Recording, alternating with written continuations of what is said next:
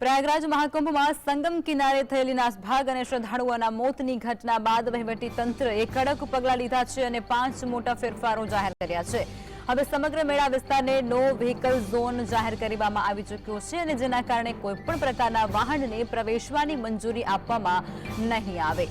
તમામ પ્રકારના વાહનોના પ્રવેશ પર પ્રતિબંધ મૂકવામાં આવ્યો છે। ત્યારે સીએમ યોગી આદિત્યનાથે વ્યવસ્થાની સમીક્ષા કરી અને અધિકારીઓની તૈનાતી સાથે નવી સૂચનાઓ બહાર પાડી છે। વહીવટીતંત્રનું કહેવું છે કે આ ફેરફારોનો હેતુ કુંભ વિસ્તારમાં ભીડને નિયંત્રિત કરવાનો અને ભક્તોની સુરક્ષા સુનિશ્ચિત કરવાનો છે। ભક્તોને વહીવટીતંત્રની સૂચનાઓનું પાલન કરવા અને કોઈપણ પ્રકારની અરાજકતા ટાળવા માટે સહયોગ કરવાની અપીલ પણ કરવામાં આવી છે।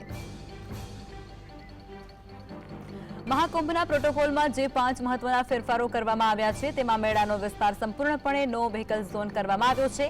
તમામ પ્રકારના વાહનો પર પ્રતિબંધ લગાવવામાં આવ્યો છે। વાહનોને કોઈપણ ખાસ પાસ દ્વારા પ્રવેશ આપવામાં નહીં આવે। ત્યારે રસ્તાઓ એકતરફી બનાવવામાં આવ્યા છે।